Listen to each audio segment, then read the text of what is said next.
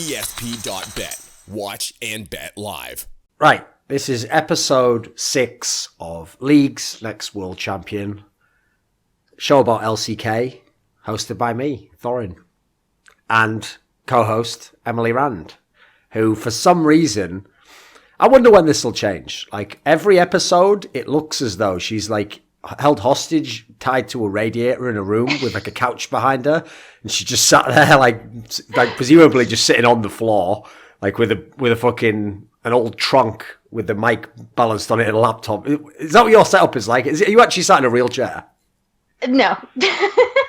Are you on the floor? Did I guess correctly? Okay. The reason why I don't show the rest of my apartment though is because I said this on League Paranoia. Weekly too. I have like a giant bookshelf of anime and manga over here. Right. Okay. Well, listen. You definitely wouldn't want anyone to know that you're a massive fucking nerd with like interest in areas that no one else gives a fuck about. Now let's just talk about Korean League of Legends players in a league that, sadly, even people who profess to love League of Legends don't watch or care about. They just have a passing interest in. But speaking of people who have not that much international interest in them and only a passing interest in, it's young Brokenshard here. And here's the thing, Brokenshard. This is the moment where you're getting your shot. This is your chance to come and play at the big boys poker table of analysis. Because, you got your foot in the door early. You tried going down the personality route. You tried going down the memes, being a guy who's fun-loving. Yeah, you did a good job with that. You did a good job. But you need the respect. You need the cachet, of the real analysis. And so this is a lot of people don't know this. This is the real final boss. Because, a lot of people know Kelsey stuff, but even then she has to pander to all the plebs and pretend EULCS is really good. She has to find a way in her mind to justify continuing to watch, like, LSPL games and believe that she's not just corroding whatever eternal soul she may or may not have ever had. Or has he not yet killed with whiskey. But Emily is actually like low-key the final boss of analysis, because the secret is, first of all, she watches all the games and then just talks about them in horrendous detail. So you could try like battling her on abstract points, but she'll just go where you can't go. It's like she's been outside of the Matrix, mate. So, we just have to battle her inside the Matrix. You can't go outside. All right. And I'm also... ready. I'm ready for the boss fight. I'm ready for the boss fight. Yeah, okay. Because, I did hear that over in Brazil, you tried taking on the final boss, but it didn't work out that well. Wasn't it some sort of like WWE match? It was one of those ones that, loser leaves town, and then you, actually, it was nothing. It was nothing like that, but yeah. So I was. No, that's just the way it got played off. Yeah. Well, listen, if I've learned anything, it's that you actually can't win if you coach in Brazil, because if you coach in Brazil, if you win, then they go, yeah, but why did you not win the World Championship or this international competition? You go, fucking hell, I won the Brazilian title. Then if you don't win, they just go, you didn't win, get out. It's like, sound, is there any actual appreciation for coaches here? Also, they do just I'm just going to go ahead and say it. They do just call people gringos way too much to be like, oh, this is not in any way a loaded term. It's like, keep calling me that, motherfucker, see what happens. Yeah, anyway. Gringo is very common there, actually. Yeah, a little bit too common. Okay. Not going to say how many saint, but don't. All I'm saying is, don't throw stones if you live in a greenhouse. Don't know why anyone would live in a greenhouse or a glass house for that matter. I would just say, don't live in a glass house. That would be the best piece of advice, right? Never mind throwing stones reaction. Just live in a brick house. Then you can throw all the stones you want, because stones against bricks, that's solid. In fact, who's that advice even for? I know it's a metaphor, but who really is that advice for? Who lives in a greenhouse? No one. No, not many. Not many people. Not that I know, at least. Right, let's start the episode here, because here's the problem, Brokenshard. You've come on this episode, and if you'd have come on any of the past few weeks, it actually would have been pretty straightforward. Like, there was like a pretty solid trajectory for most of the teams. Even though it's a very competitive league, it was a lot easier to tell where people were going to be 2 weeks from now. But you've actually come on the show where we have to immediately talk about, the timing of this is great, isn't it? Because I just put that video out, like, Kingzone are going to be truly great. Like, their streak will be never ending. And then obviously instantly they lose to a team that isn't even top 5 in Korea, losing to the BBQ Olivers, obviously, in a 3-game series. So let's start here, okay? Brokenshard, what do you think generally of Kingzone? Like, were you seeing them in those sort of like lofty heights? They were the dominant team, they were like 14 games in a row, I think. Absolutely. I think people were thinking the same thing of them when they were Longzhu last split, that like they were expected to do really well at the World Championship, and then they fell to Samsung. But yeah, I mean, I don't think anyone really expected them to lose to BBQ, and they're still kind of like the similar team to they were last split, just more refined at it. Like Peanut is a lot better at a lot of things than Cuz. Everything. Like, yeah, I'm just trying to think of like a situation where Cuz is better. And Cuz was good for what they needed him for, but like Peanut just gives them another edge. And they're really good at playing for Khan, and Khan is really good at receiving pressure. And that's like still the same storyline that has always been about Kingzone. So yeah, I mean, did not expect them to lose to BBQ, and it's kind of, I think no one could have expected this, in my opinion. It's not something that could have been expected. Like, Emily, is this defeat, because as I said, it's the fact it's BBQ also is the shocking part. Like, if this was, for example, a Freako when they play them now, that would be to some degree acceptable. Does this in any way kind of like shatter the illusion that Kingzone were going to be this monster dominant team, or does it in any way has this loss like exposed something about them that other teams might pick up on? So I'm gonna primarily, not that you throw out the rest of the series automatically, but I think it's important to look at what happened in game 1 specifically, because of the fact that they had to sub Khan out for, because he had respiratory problems. Yes. He actually had to go to the hospital. So I think, if you look at game 1, BBQ had a very good game plan in that game. I think you still saw like there are times where BBQ would have like no side lane control and waves would still be crashing in, and there was never a time where it was like the Jin Kingzone series where, like, you know how Jin just like seeded the entire map and Kingzone kind of mowed over them, and then they got the one team fight and almost took the game. It was not like that with BBQ and Kingzone. Like, Kingzone didn't just seed the map. They were still taking objectives at a lot of different places. But I do think this is what, like, especially in that game 1, this is what we've wanted to see from BBQ. And like I've said week after week that BBQ are the most frustrating team to watch, because even when they come up with these really good early games, they like set up for Baron specifically really awfully, and they don't have good side wave control. And this series in game 1, we still saw glimpses of that, but they were able to pull it out because they have improved their mid game. And I thought Twch played very well on Skarner. I think that's like a perfect champion for him. I mean, let's just agree that this champ is fucking broken, right? Like, yeah, it is really, really broken. For a while, I was not on the Skarner hype train for a while, wow. But I think that it's like a perfect fit for him. Yeah, like absolutely, like perfect. And so I was happy to see the Twch Ignar combo finally working with the rest of the team. I was happy to see him finally communicating with his side lanes early. Like, what is this? So I think like what we saw in this series, I still think Kingzone are the best team in Korea.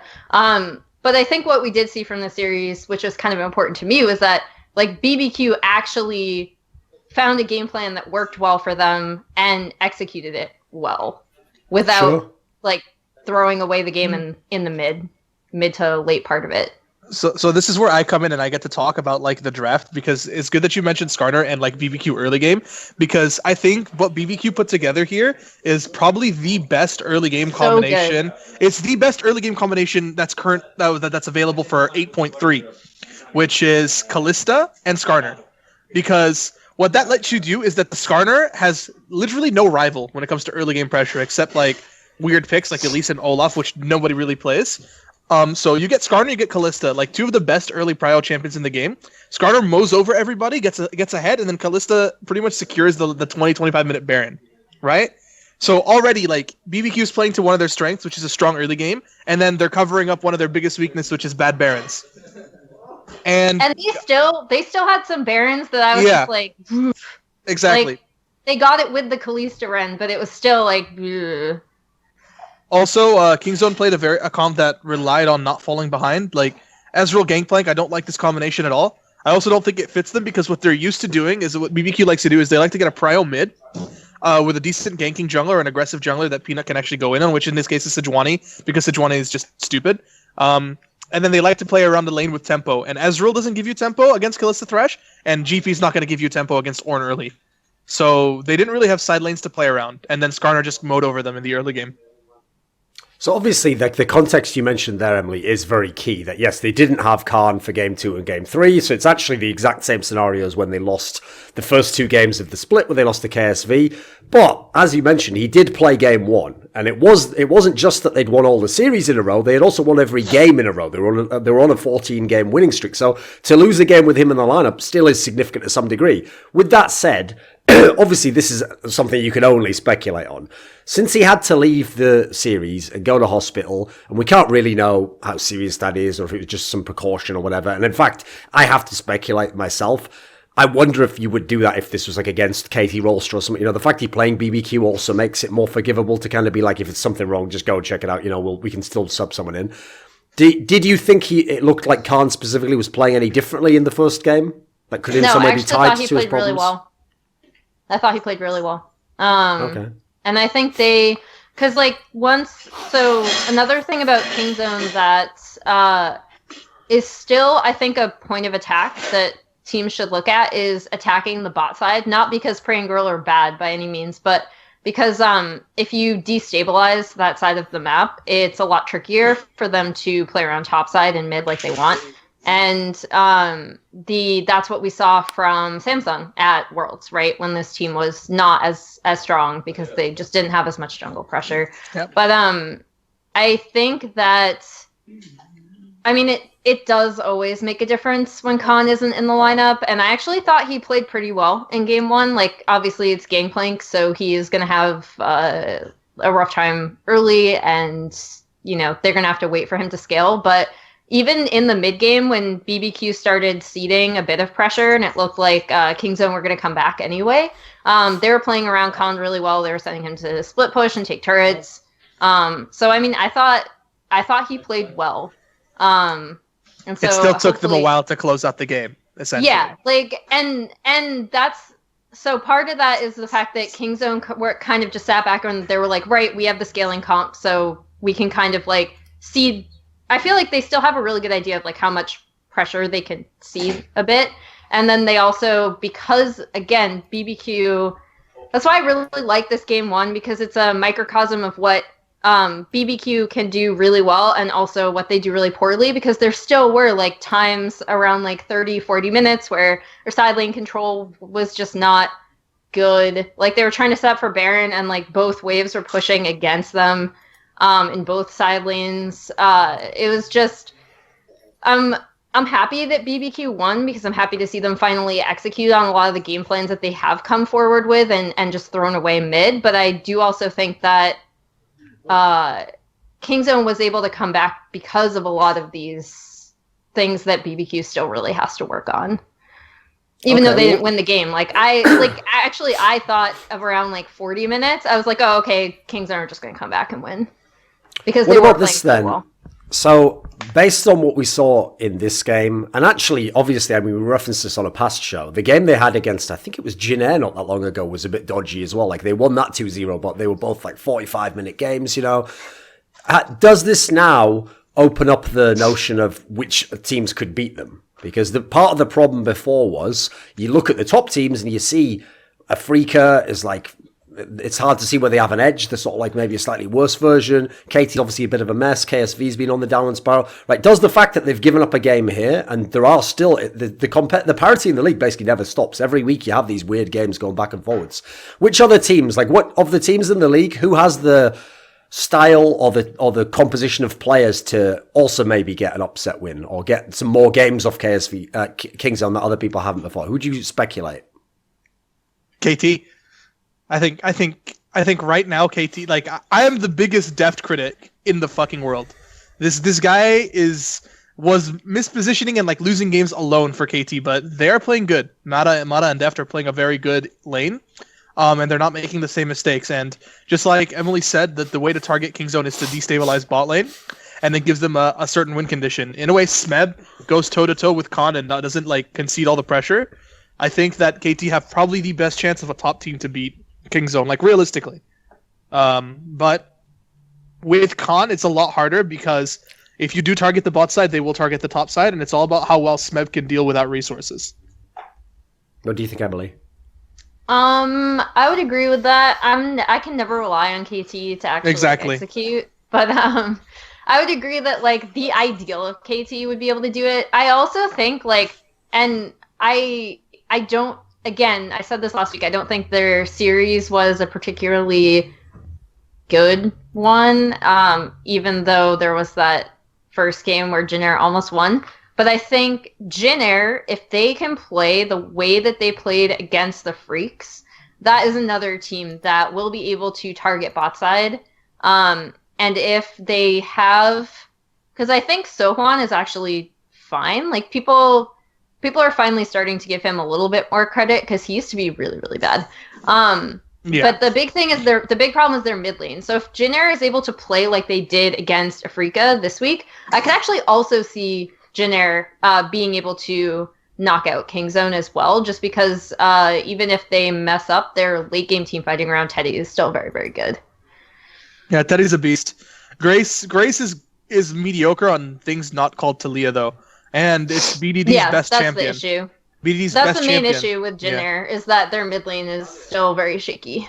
Yeah, he's a really good Talia, but it's also BDD's favorite champion. So if they can figure out some way to get an advantage by playing Talia and he doesn't get punished hard by a BDD counterpick, that could work. But I really think that Jin going against Kingzone on like a normal day, BDD just completely outclasses Grace, and it doesn't matter how good Teddy is or how well Sohwan plays. Like that difference alone has won Kingzone more games than Khan being a better top laner.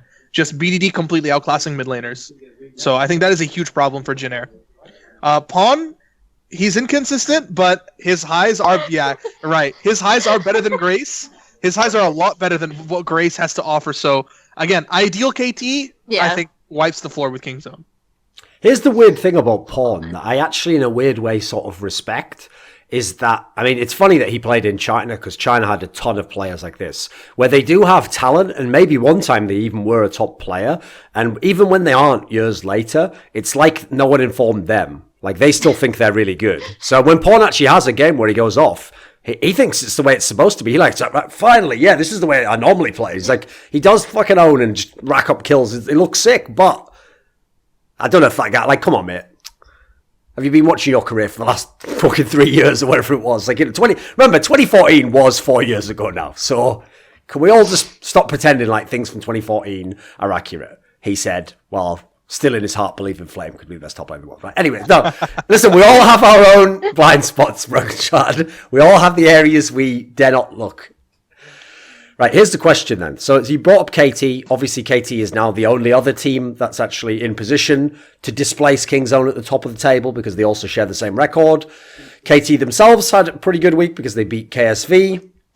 What do you think of the KT roster team, Brokenshard, then? Since you said there you're very critical of Deft, and in this team, I mean, Deft is actually leading the MVP race, so he's obviously having good games that are good. So where do you see them as a team overall?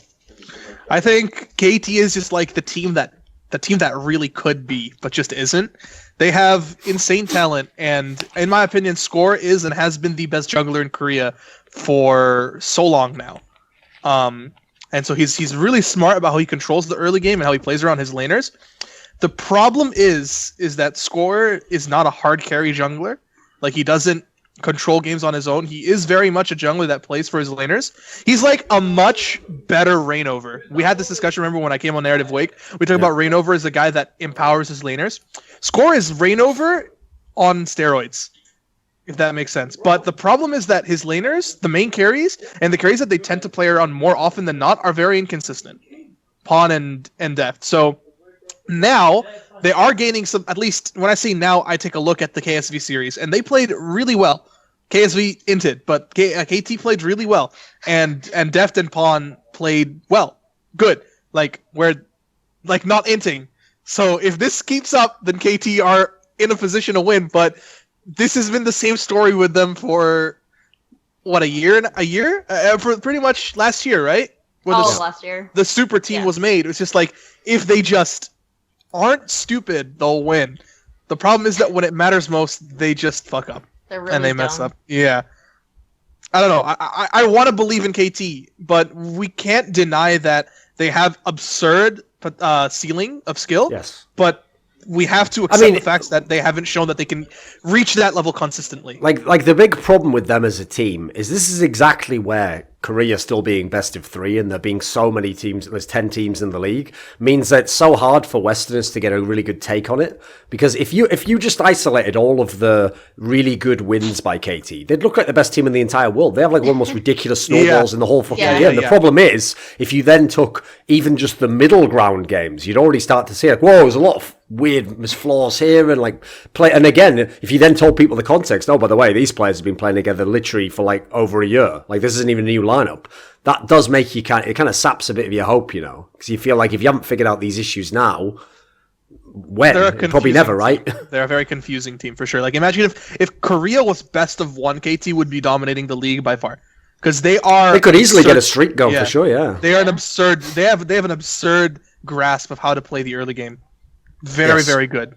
In fact, actually, if you want an analogy for people who are Westerners, what's happening right now in the NALCS with the Echo Fox team, who clearly is one of the top teams, but that to me is a perfect example of what best of 1 can do. Because if you just get the right best of 1s, you only have to have, remember, 5 or 6, and suddenly you've got an insane streak. I'm doing like air quotes when I say that. Whereas the difference is, in best of 3s, they probably still would have won most of the series, but they definitely would have given up games, and they'd have had games where the shit they tried didn't work in game 2. You know, you would have you'd see them more exposed, and so that probably will happen anyway in the split as it goes on, but in Korea, you get exposed in the next 10 minutes after you have a really good game if you're not actually that legit, you know. So, Emily, overall, have things changed? Is there any progress, forwards or backwards for KT? I'm really sorry to interrupt, but like I just thought about something that's just crazy. Yeah, come on. Think Immortals, the Wild Turtle, Huni Rain over Pobelter lineup. Yes, I try not to, but let's do it. Yeah, that's KT, man. That is fucking KT. Think about it. Really strong, talented top laner. Reverse. I think it's the reverse because KT don't play around topside as much as they try to play through bot. Okay, that's fair. But like, if you think about it, like in a lot of ways, they're very similar. Dominant best of 1s, jungler that plays for laners, talent in all 3 lanes, an AD carry that's known for mispositioning and dying sometimes. And then they went to playoffs, and then they fuck up because when they have to adapt to series, they don't play as good. So like, if you want to like pander to Westerners, just look at IMT. They're very similar to what KT is, and like they had similar issues to some extent of what KT have now. Okay, so Emily, where do you think the KT is at the moment? I think I don't know. I'm looking at KT right now, and I just can't get out of my head like the journey of depth has taken over the course of his career. Because like if you told me that he would be focusing on playing Caitlyn like 2 years ago, I would have been like, why is Caitlyn is actually not good? I think the evolution of him as a carry is just really interesting. But in terms of the way KT has played this year, I rip KT apart pretty much every week, I think. Probably because I'm a bit harsher on them because I am a fan. But I do think that if there is one thing that like gives me a bit of hope for this team, it is that they do look more coordinated, which means when they make dumb decisions, they at least make them together, which is actually a surprisingly underrated thing in League of Legends. Because if you're all going in together, even if it's not the best move you should make, and KT does this thing where they feel like they have to force a play, even when the best thing for them to do is sit back and wait for their opponents to come to them and just control the map. I think that if they're all going in together, then it's so much better because someone's phone is ringing on the table, by the way. Oh yeah, sorry. Sorry. No, it's fine. Keep going. So you were saying they at least are presumably going together. Yeah, like at least they all go in together, right? And so you have the chance of that play working, even if it's really stupid, it just goes up exponentially because you're all moving together. And so I think while KT came into this season and they're like, we're a new team, we're working really well together, this is going to be great, and they came out and they looked like kind of the same team, I do think that there's a grain of truth there in that they are communicating better as a team, and it is showing in their games. Now, does that mean they're going to make what would be like considered the correct decision, especially in the mid game. No, it does not.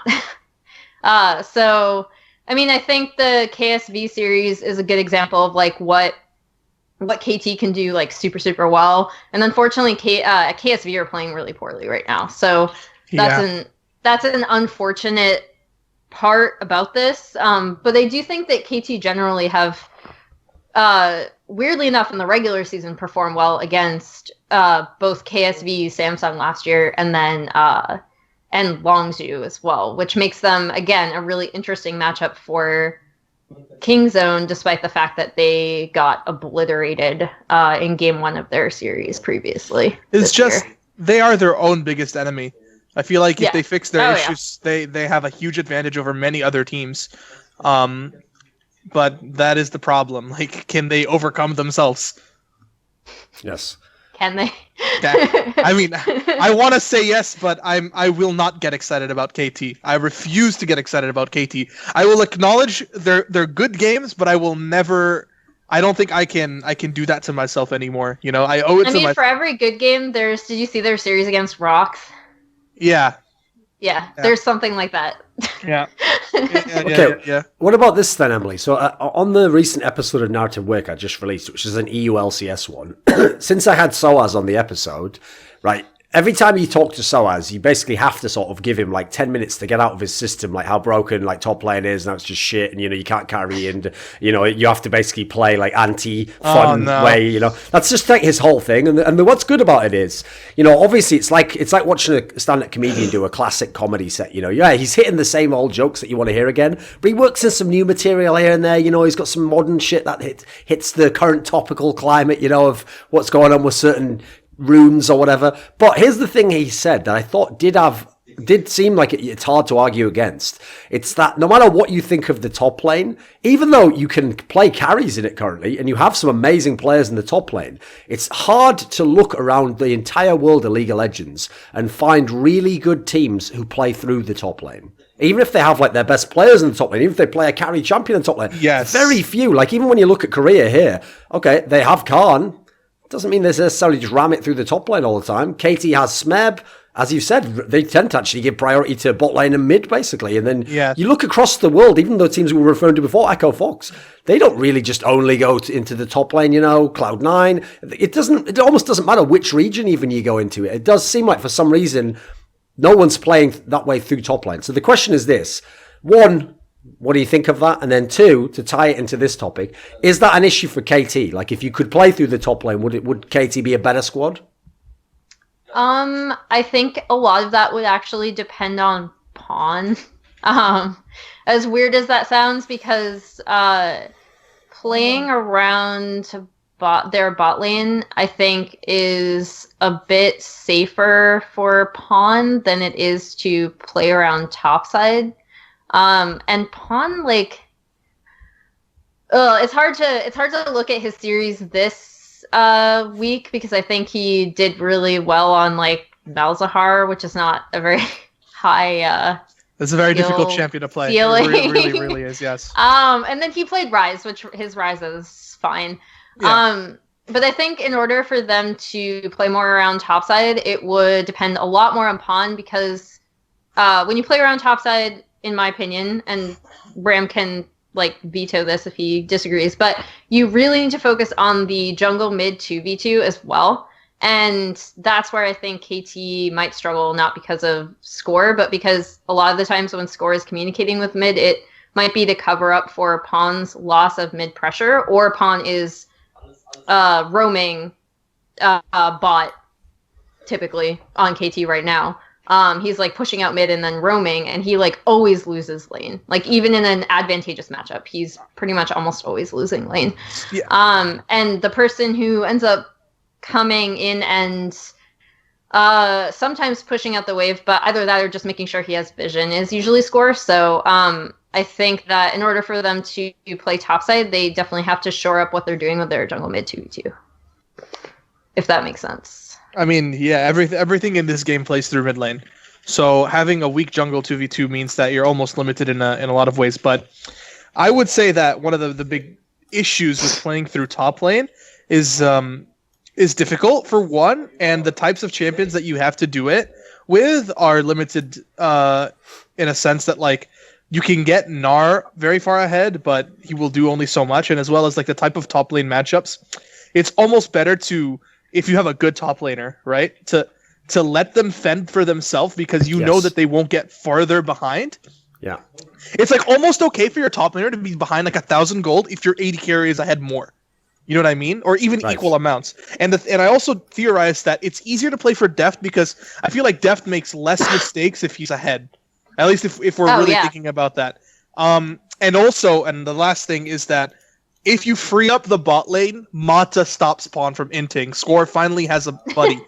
Because what I don't think what KT want to do or what teams want to do if they have a really good top laner is give pressure to top and then have him use his pressure to go mid. It's a lot easier to let the AD carry keep farming and getting ahead with the pressure and letting the support walk with the jungler to cover mid, if that makes sense. Because in this way, KT have a top laner who I think Smeb is really good at handling the enemy jungler very well, and they're getting deft farmed. And at the same time, they're limiting the movements the enemy jungler can make. I think if their bot lane was more consistent, and not just their bot lane, their mid lane was more consistent, they could make plays through top very well, like Camille, to some extent Jace. Though, I mean, you're gonna have to correct me if I'm wrong here. I don't think Smeb is a Jace player. Is he?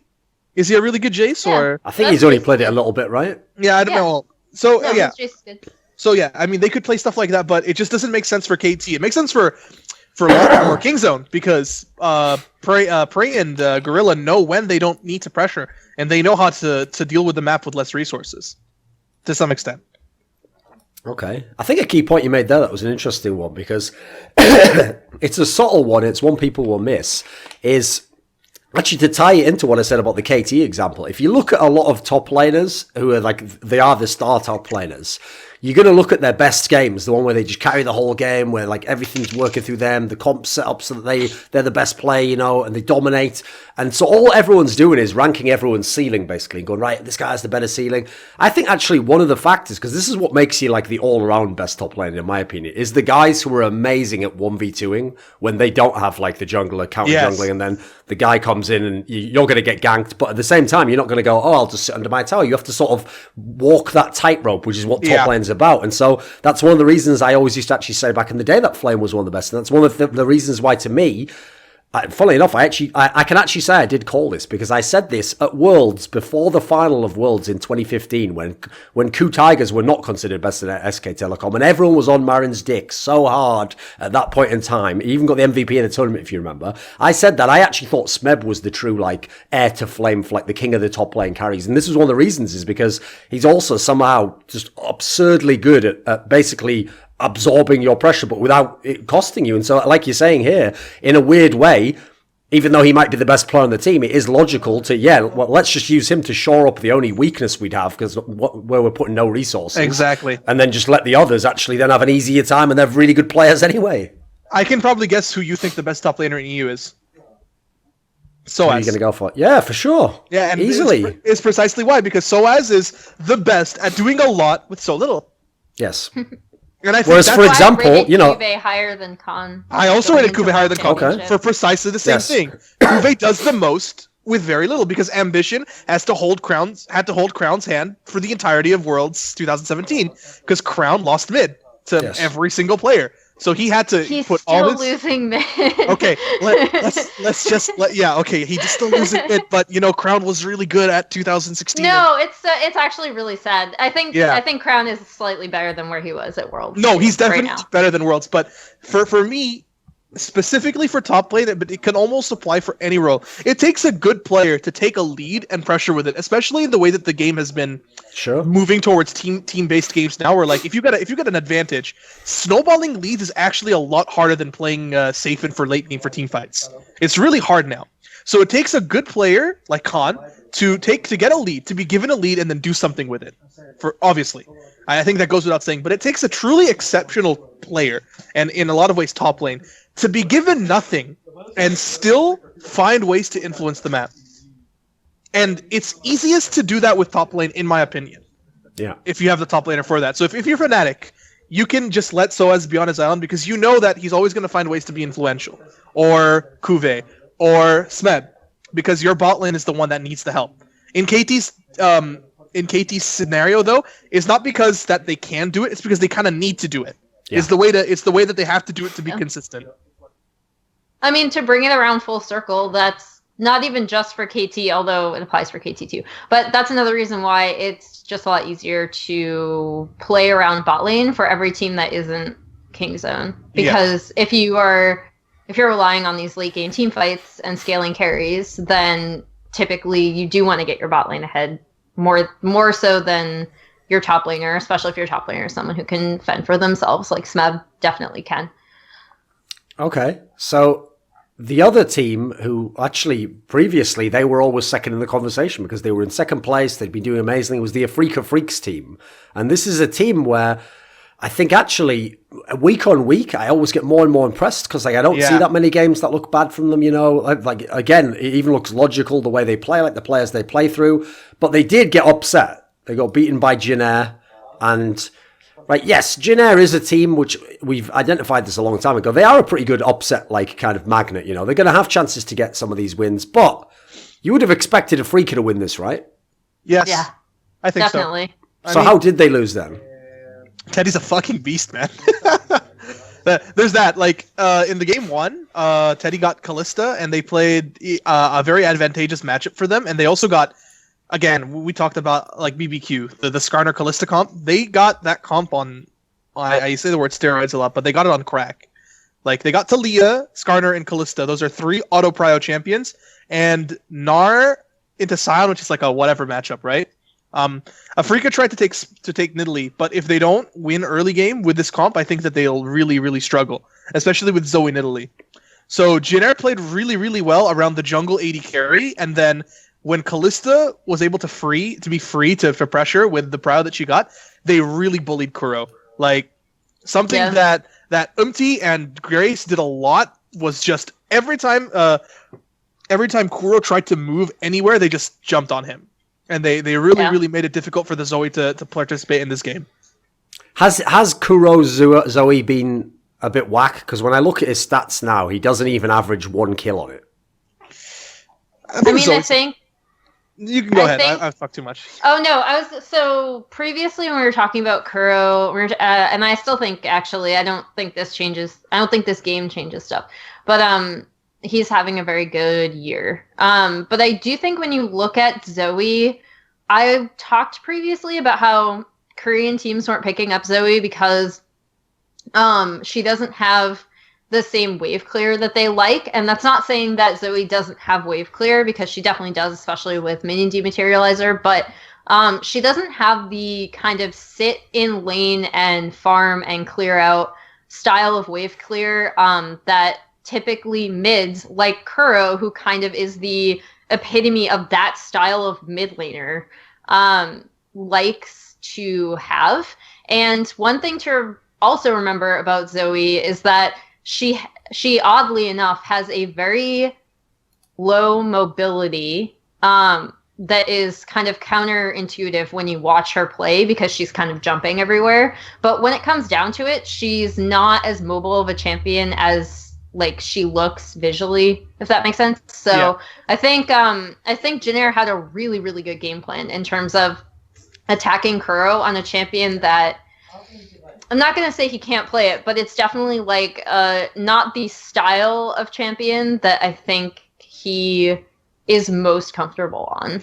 And it's not even a LeBlanc style of champion, which he is also very good on, carries like that. So what is his Azir is actually really good now. It took him forever to learn it, but now it's super good. So I mean, I don't have doubt that Kuro can learn Zoe, but I do definitely think that it is without that mid pressure.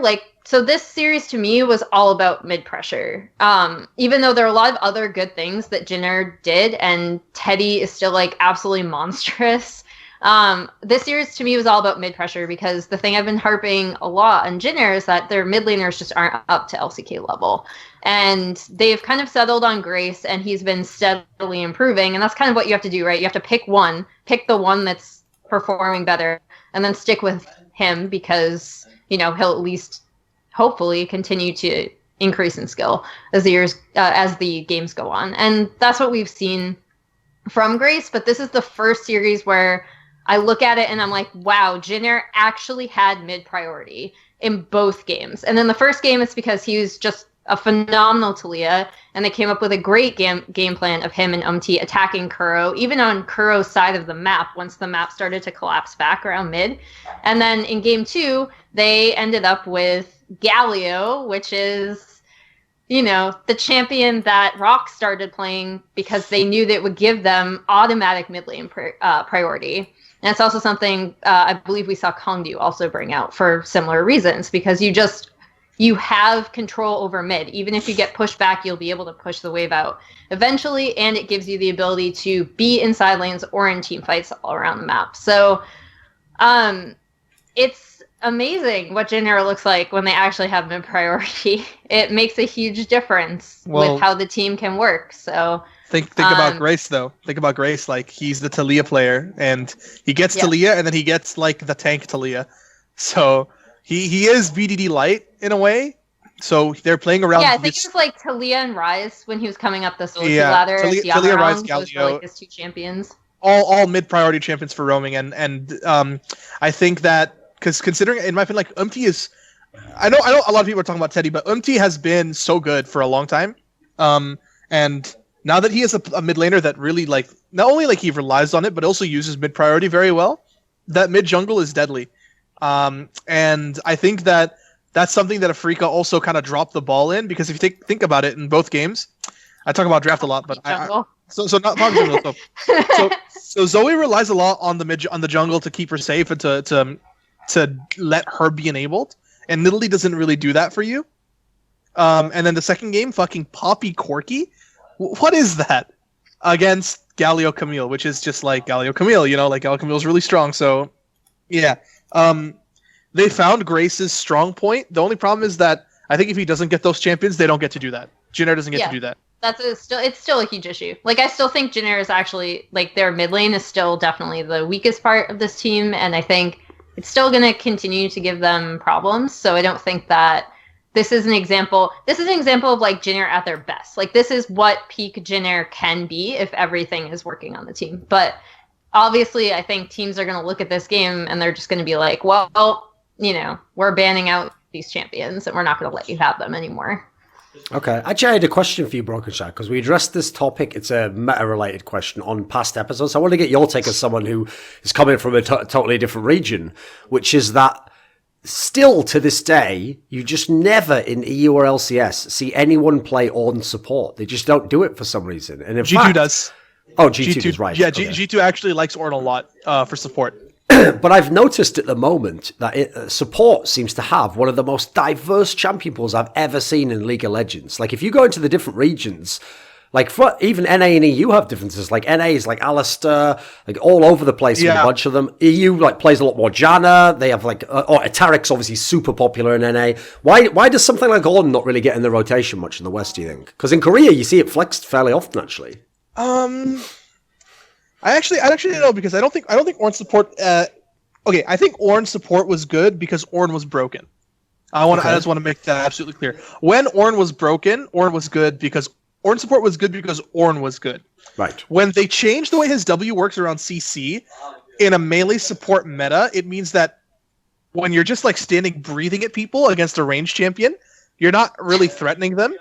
And if you can get CC'd, that makes you vulnerable. So I think the way that G2 play Ornn support is that they pick a really strong scaling top lane and Ornn support. And so that top lane can build, usually it's Gangplank, the upgraded Ornn items and get like really fucking strong. Okay. So that's something that I saw G2 do. They like GP Ornn because GP gets items very quickly with Klepto. Then he gets to upgrade his items because he gets a lot of gold. So that's the way GP does it.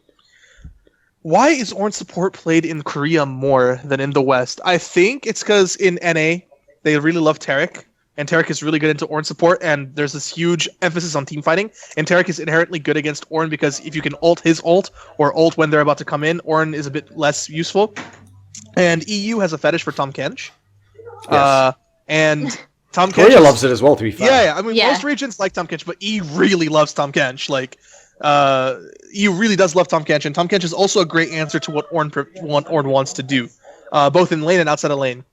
I can't really give you a full answer because I actually don't know. I personally don't like Ornn support anymore, and maybe that's also why people think that it's not as good. But from what I know is that in Korea, at least the Korean teams, their mentality is a lot different than most teams, is because they will play what fits the team comp better, even if that means sacrificing lane. Okay. And I think that Korean teams, especially like the middle of the pack to bottom Korean teams, are more willing to do that than most Western teams. And I think if you pick Ornn and have to flex it, it's a risk that can come with that. What about this then? Let's. Oh, sorry, Emily. Oh no, I was just gonna say I think you also just really have to take a look at the supports in Korea because they highly, highly value a support that can initiate a team fight. So even if the Ornn is just becoming an ult bot, if you think about like how Tucson has played, and Tucson has had an incredible season so far on a lot of these, like, I mean, this is the same guy who played Aurelia's support, which I know people are joking, like he should just bring it back. But he is a good initiator. And then you look at someone like Ignar, another good initiator, Gorilla, Secret, even though like Secret is, I wouldn't consider him a good support. Like Max. His best champions are those initiators. Max, Mata had that famous Ornn support game back when Ornn was broken, true, but like where he was just ulting like every 5 seconds or something like that. It was nuts. I think he is a huge part of why Rock's Tigers are doing so well, because again, he's just a really strong initiating support for team fights. So I think that's another thing you have to take a look at with Korea, because they do just value the fact that even if you're becoming an Ornn ult bot, if your support has a really good, strong sense of when to initiate a fight, that means a lot, especially if you're waiting for scaling team fights. Yeah, okay. I forgot about that. That's actually a really good point. Like the team dynamics, it does actually fit into this to what the theory that Emily's saying is that a lot of the, I would say, main initiators on Korean teams are their supports. And that can't really be said the same about the players on both NA and EU teams. For example, like Biofrost is not a main initiator for his team, for example. That's just off the top of my head. Yes. Jack Troll is also not the main initiator for Vitality. Julius is. So that's like another situation where like Ornn is not as useful for that team. Or Vander, who's very good on Braum.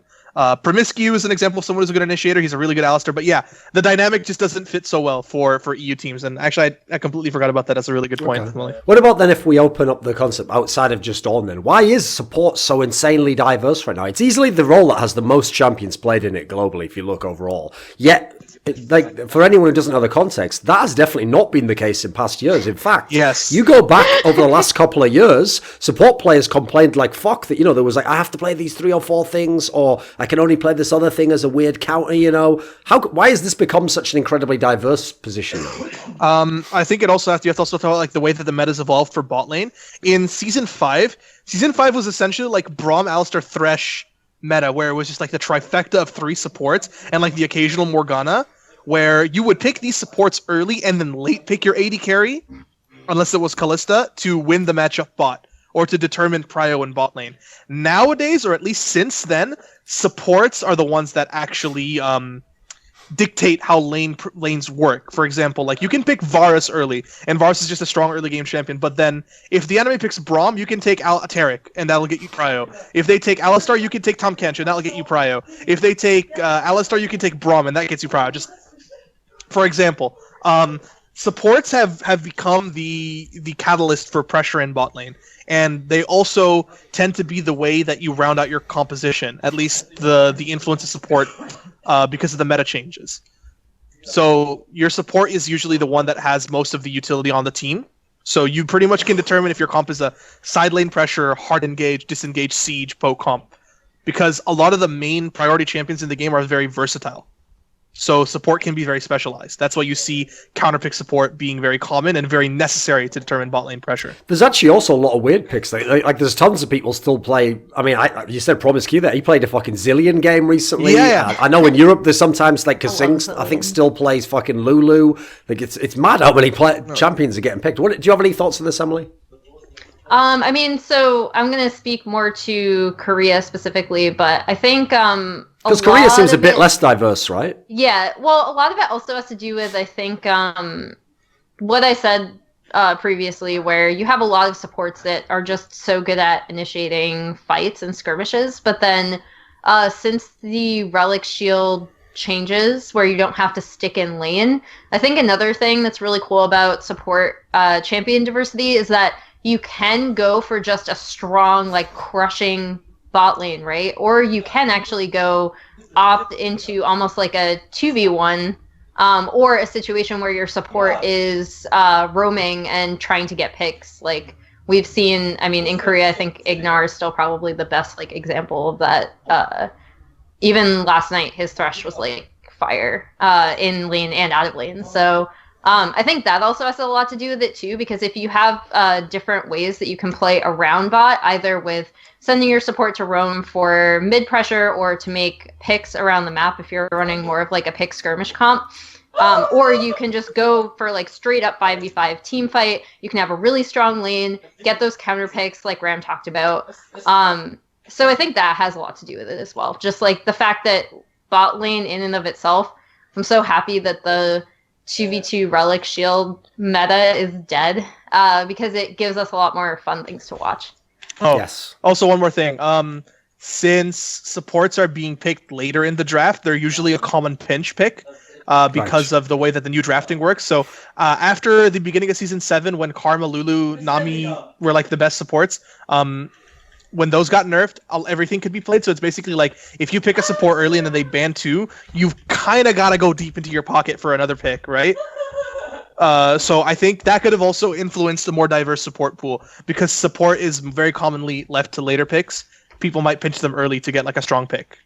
Okay, right. To bring it back to what the original topic was, we were talking about a freak of freaks. Wow. Now, I noticed when you were describing what happened in that game and the flaws, a lot of it actually was just, here are the things Jin did well, and they did these things really well. There wasn't that much, like, going in on a freaker. Has this shown any kind of flaws in a freaker that you're concerned about? Are they going to bounce right back and potentially be a contender again? What do you think? I can go first because I go for it. The only thing I want to say is Nidalee Zoe was really stupid, and I want to see them not do that again. And besides that, like, they're probably still good. Go ahead. This ties into my point, actually, perfectly. Previously, I've given Afrika a lot of credit for going into games, and even if they were playing some sort of weird, wacky team composition that might not fit another team, they were able to execute it very well. And in this series, I actually thought their drafting was not up to what we've seen from them in previous games. And I think that they focused a bit too much on specific laning matchups or specific jungle matchups. And they didn't have the same kind of really strong game plan going into the series in terms of how they're going to execute this entire team composition as a whole, which is something that I've previously said Afrika is very good at. And I still think I think they'll come out of this and adjust and be okay. But that's something that I would like to see them return to, is kind of having, so like if they are going to play the weird, like, poppy jungle pick a composition that goes with that a little bit better, because then you're going to have Spirit as your primary initiator and you want to play around that, right? So I think that was something that was really weird to me in this series. I don't know if they just underestimated the fact that Jin did focus on getting mid-priority, or if they just underestimated maybe Jin entirely and kind of assumed that they're just Teddy, which is a very easy thing to do. But I think they needed a better game plan going into this series, because I didn't see the same kind of attention to detail that I've seen from this team in previous series. Okay. What are your larger thoughts on the Afrika team, Brokenshard? Because obviously, the one I'm always very interested to know what people who generally come from the West think, because they're not like massive names, you know. I mean, even within the context of Koreans, like Spirit's name obviously lost a lot of value over the last few years. Kuro never really was like considered a star player anyway. So it's kind of crazy that you see these newer names right near the top of the table. So what do you think of them as a team? Afrika have always been like, at least for the past, they've always been like that one team that was like never great, but SKT could just never beat for whatever reason, when they had like Mickey at the time. So that's what most people remember of Afrika. They've since changed their lineup, and I think ever since they got rid of Marin, and they have I think in Keen, who's just a lot better than what Marin tried to be. Kramer is really good. Tucson is really good. Kuro, I actually always thought Kuro was really good against all mid laners that weren't named Faker. So I actually thought that they had a really good lineup. And only now have they been really able to make their style work in Korea. Because I think Keen is more able to do what they wanted to do that Marin wasn't able to do. And Keen is also more consistent and just a better player. So I actually think that Afrika is a pretty good team, and I really enjoy watching them play. They are definitely better than Jin, but for obvious reasons, they didn't play... I mean, I think it's pretty simple. They didn't play like they normally do. And Jin also didn't play like they normally do. They played a lot better. Okay. Right, how about this then? So KSV, the reigning world champions, are a team where even at the beginning of the split, when they were actually near the top and things were going well in terms of wins, we pointed out that there were a lot of logical reasons as to why. There were some flaws, even though they kept the same lineup. And there have been some problems that they've had. Certain players, or just actually their style in general, they haven't been able to get to where they want to be. Doesn't it just continue to kind of go downhill every week, Emily? It feels a bit depressing to watch this team. It doesn't look like they're turning any corners. No, it makes me really sad, actually, because this is so we only have the one series, right? But this is the second series that I've seen from them where, like, they're... So previously, when I talked about problems with this team, it was a lot to do with the two junglers and the fact they have one jungler who is better at being strong early, and then the other that's really good at playing around neutral objectives and just playing the map in mid to late game and ambition. And I think, but the thing that I brought up last week and the thing that continued to make me kind of sad this week is that team, I just always saw them as this really excellent 5v5 team.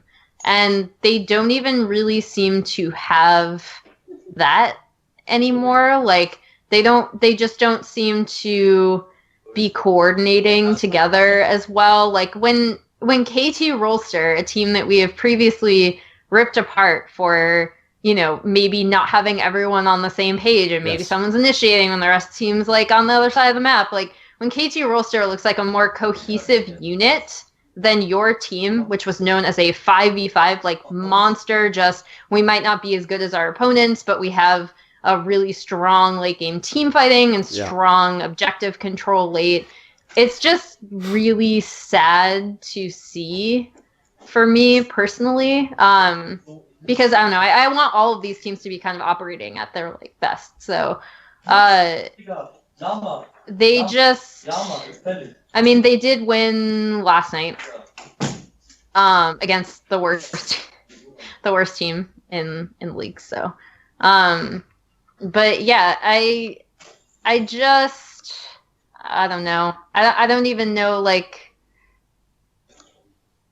it's one of those things where I feel like I can't even look at this team and say what's going on internally, because it has to be some sort of, like, communication issue. Because for anyone who doesn't know, like, the way LCK is at the moment, the reason why it's significant is if you look at the standings, they're in 4th place. That sounds cool, except you realise because of how much parity there's been in the league, if you just lose a couple of series, you can be in 7th place. Like, with how many games there are left to play, like, if KSV look like they're on a downward trajectory, this might not mean not even making playoffs this season. Especially with how, so, like, the other two things that happened this week are that BBQ won their series against Kingzone, which is actually huge, and then Jin beat Afrika. So you already this week you have 2 games that really affect KSV specifically because of the way the middle of the pack is kind of sorting out. Okay. Brokenshard, what do you think of KSV, formerly Samsung? We have to talk about them, like, historically at Worlds, is that they were really good at playing for the late game. They had a really good decision making in the late game, and they knew how to keep themselves relatively even or close in gold so that they weren't facing deficits when they hit their power spikes. Ruler also performed very well at Worlds. Kuve also performed very well at Worlds, and Ambition did a lot to negate Crown's weak laning phase, and they also had good champions that fit that. Nowadays, Crown is still losing lane. Both of their junglers are not able to negate this early deficit that they have in mid lane, and it feels like a lot of the times they just, I don't want to say they give up, but they just don't do anything.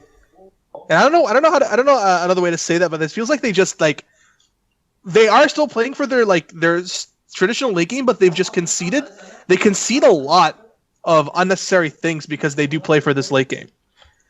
Excuse me. And it feels like they're mixing up their late game style for lack of proactivity, and they don't really have much of it. Okay. I will agree with Emily. It's really hard to pinpoint why this is happening, but it's easy to say like that they're playing bad, because they are playing bad. They're playing Like, do you think when you're saying that, do you think that at times, basically, they could be like really proactive and try and do something now, but in their mind, it's like when CLGEU was dying out, basically, and they were like, no, we are the late game team. It's like, well, that becomes an excuse if you have to do it every time, you know. If you do it because that made sense in that one game, cool, but like, that's not a style. Like, a good team still wins early if they can.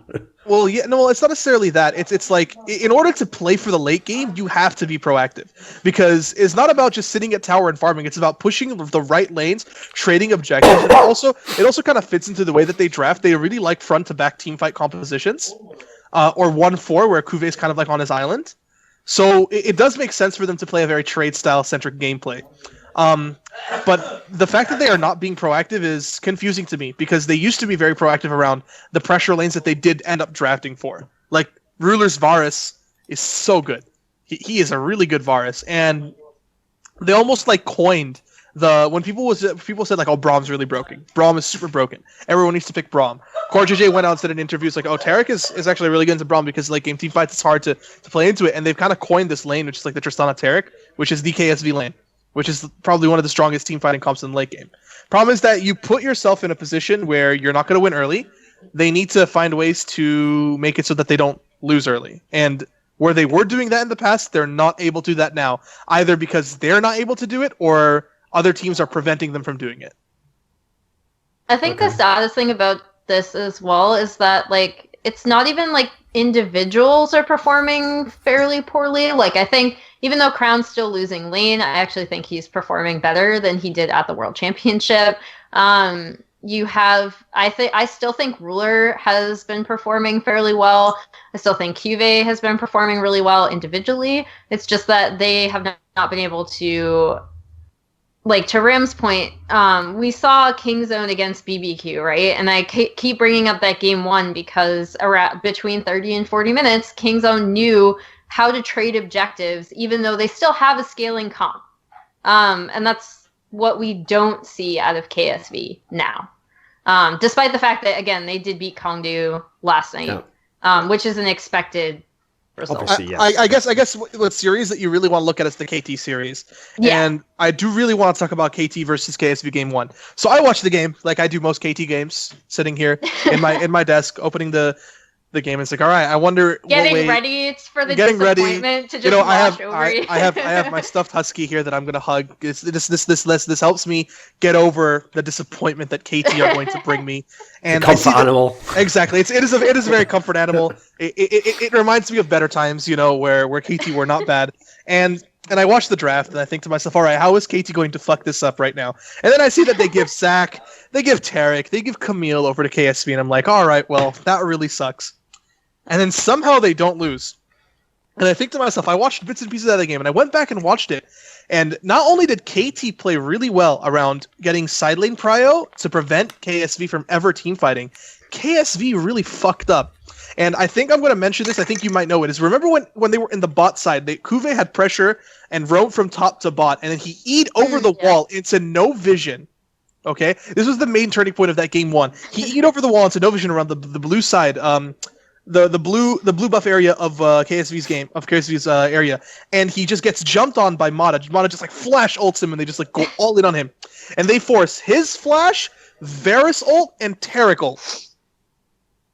And those are key important That's how abilities. KSV has to play. Yeah, those are the key ultimates that kind of help them win, because they have Zac into Caitlyn. They want to force fights. You don't have those ults, you can't fight. And then, since Kuve roamed off top and used his pressure to try to make a roam happen, Smeb got the pressure on Gnar, built up Mega, went bot, and they just all-in on the bottom turret, got the turret, killed 2 people, and got a lead from there. And Score's playing Kha'Zix, who pretty much, the way that Kha'Zix works now is that you get a lot of jungle control from the ultimate. They were able to just control all the wards, and KSV were just unable to make those plays. So in that game one, it was KSV making a huge mistake with how their comp plays, and then KT closing them off from being ever able to like fully engage a team fight where that's where they're stronger. Okay. Because one of the things that worries me about the KSV team is that, again, because they're a team that didn't make the roster moves, it's harder to see where like some big growth's going to come as a team, and it's harder to see how they're going to turn it around. If you look at the recent form, it is dreadful. I mean, even taking into account, as you just said, Emily, they've just had it basically the only gimme in the league, which is playing against Kongdu Monster, yet they're still like something like 3-6 in their last 9 games. Yeah. So this is a real bad set of affairs. And then, as we said, not only are the teams at the top of the league very good, but you've got this middle pack who are literally the ones just below KSV that are all killers. Like, not only will they potentially beat KSV, but surely one or two of them is going to overtake them. So I feel like this could be the beginning of the end for KSV. I don't know really how it turns around. Can you speculate what has to do, like without like 4 people changing how they play or something like that? Part of the problem is the identity of your team's a bit fucked, right? It's one thing if you're a team that's not winning, but you've got like a strong identity. You know how you're going to win. You know through what players. There's too many holes in the ship for this one, isn't there? I mean, I think right now I just see a team that can't even execute what they used to. And it honestly, for me, comes down to some sort of miscommunication within the team itself that I like can't even comment on. Because previously you could see like, oh, this is what they want to do with Haru, and now that Haru isn't playing, or now that Crown isn't playing well, they're swapping to Ambition, and they changed their style here, and this is what they're doing, like playing around Ruler here, and Cuvee is just absorbing 2v1 pressure top. Those are all really easy things to see. So even when they struggled last year, you could see like, okay, like the wheels are turning, and this is what they're trying to do, even though they're failing. And now it just seems like a complete communication breakdown between the junglers and their lanes, between how they want to fight and play around vision. Like it's just with teams, especially like so you have Rising SKT, we have BBQ who came out with a really good game plan against Kingzone. We have Jin Air, who even in their losses is a team we've always credited to knowing how they want to play at least. And then you also have Rocks, who their like number one thing is that even when they're playing weird crap like Echo Mid, they know exactly what they want to do with that. And no, I'm not a fan, but like, you know what? They came out and they're like, this is what we want to do. This is how we're going to play. We're going to play around that. And they know who they are, basically. And I just see a KSV that does not know who they are. I think that's a very, very good point. The way that you said they know what they want to do. And like all the teams that you've mentioned, they are very good proactive teams. Like Afrika is a very good proactive team. BBQ has shown that they can be very proactive. KT is proactive. SKT is starting to become more proactive. And all these things, the proactivity is going to work like triple against the team that likes to play scaling and isn't proactive, which is KSV. And I don't like the term of like style counter style, but like every other team knows what they want to do and they know a formula that works. But KSV is just like, this used to work for us and it's not anymore. What the hell are we doing? Yeah. So maybe it's entirely possible that they're just slumping, and it happens to teams, like slumps happen, and sometimes there is no real way to explain it. But what can be explained in this situation is that they're not being proactive, and that needs to change fast. Either a style change, a player change, or something else entirely. Okay, so since you invoked SK Telecom, that was going to be the next pit stop anyway, because as a team, obviously, they've started to get some wins together. It's been a while since they got that big upset loss to MVP, and part of the approach has been that they have committed to Wolf's come back, and now what they're doing instead is they're bringing in the rookies at the top and the jungle position. So what do you think of this new look, Brokenshard? What do you think of the new SK Telecom, as it were? Because it's pretty different to the old one, and even the one at the beginning of the split. Well, yeah, so Blank sucks. Blank really sucks. Blossom isn't great, but at least he's doing something. And I think that has been a huge issue for SKT, where if they had Wolf on support, Bang looked a little lost in the bot lane with effort. And if they had Wolf on, if they had Wolf on jungle and effort support, Bang looked lost. And if they had Wolf support and they had blank jungle, they had no proactivity from the jungle role. So it's just like a double negative. So they decided to take a risk with Blossom, and at the very least, Blossom is trying to make things happen. And I think that has been a big problem for SKT, where a common trend for SKT, especially at Worlds, was they would fall behind and then win late game. Or win late mid-game by like a strong team fight off a really good initiation by Wolf. Wolf has been a huge catalyst for how they want to play team fights. And when they weren't able to do that, especially against Samsung, they fell. They fell apart. Blossom adds a new avenue for how this team can play, or how this team can be played, which if Blossom improves very well, which ideally he should because he has a great mid laner and a great bot lane, could be very good for SKT down the line. Do they stand up to KT and to KSV, who I consider the two top teams right now? Probably not. It's gonna be a stretch, and if KT's playing well, they'll probably win. But can they improve? Yes, definitely, because they have had to answer the question of Blank for a long time, and Blank is really horrible. I have to say, I'm sorry. Like, I don't like to be hard on players. Obviously, Thorin made fun of me for that last time I was on one of his shows, but he really is garbage. And he isn't the jungler that SKT needs. Okay. Right, Emily. Mm-hmm. Obviously, we talked a lot about when they started to get this run going again and bringing in these two new players. Right. Where do you actually think the trajectory for the team is? Like, do they actually now come up to that elite pack? Do they stay in the pack they're in the middle and just compete for, like, a playoff spot? I still think I still have some questions about this team. If we're looking at even just their series against Kongdu, who is, has now that MVP is performing at a higher level, Kongdu has kind of slipped down. In their first game, they got Sion, Zach, Galio, Ezreal, Braum, which is just honestly ridiculous. What's the problem with that? They have this, again, like another thing we've talked about with this SKT is that they've been focusing on is really easy to execute team comps. You're seeing Sion rise a lot. Do those two things fit together? Like, what them getting that comp of champions, is that because so the other teams is it just like a ridiculous comp, but it's like super simple to execute, right? Because you have Faker on Galio, you have Bang cleaning up on Ezreal, Wolf can initiate with Braum, Blossom can initiate with Zac. Like, as long as the Zac doesn't get picked apart early in his early pathing, because it is kind of predictable and he's slow, you're fine. Like, you're absolutely fine. And again, like, it's a very simple composition for Blossom to, for the team to play around Blossom, rather. And you saw that, like, they were able to execute that very easily. But then you go into the second game, and even though, Kongdu, they bring in Raze. Raze has a really good performance on Jungle Camille. He does the level 2 he basically goes, like, buff to level 2, and Camille. I haven't seen, you know what though, I've been waiting for an LCK jungler, even Spirit, who previously was the only jungler that I was like, I don't want to see any more Jungle Camille in Korea unless it's Spirit. Like, even Spirit doesn't always take advantage of those level 2 ganks, so, like, props to Raze for recognizing when he could go in and jump on Faker. And you know what, they kept doing that.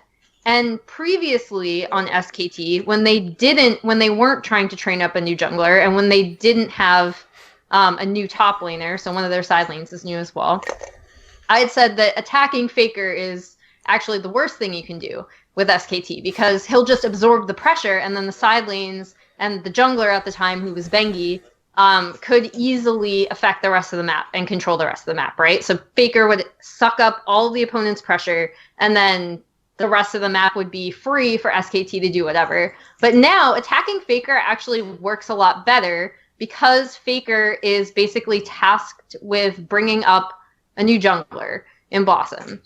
And so I think that Kongdu, for one game, had a very good strategy in terms of how they wanted to play around keeping Faker down, getting Edge ahead because he's on Zoe, and then they have a comfort pick for Roach, which is Cho'Gath, which I don't think is particularly good, but whatever. It's Roach fine. Can play it. Yeah, it's not bad.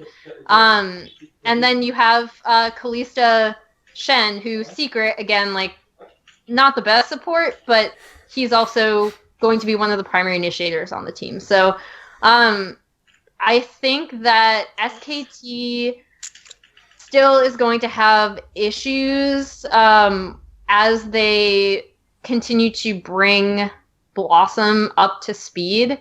One thing I do still love about Blossom is that he is proactive. He's dragging the team to be proactive, which is so awesome because previously, even last year when SKT were winning games, they would still just have some issues in the early game and kind of really, really overly rely on coming back late. So I think it's a good look for SKT, but I'm not sure if they'll develop as quickly as their fans might want them to. I think it's just going to take more. It's a summer time. split. It's a summer split team. If anything. Definitely. And I don't mind that. Like if they're just like, in order to make another world championship, we need to take these two players and train them up and become a better team. Like, I know that fans aren't going to want to hear it, but again, like I said it the week they started Blossom, I like that. I really like that. Are you concerned about the ceiling of the team, though? Are you concerned about the ceiling of the team?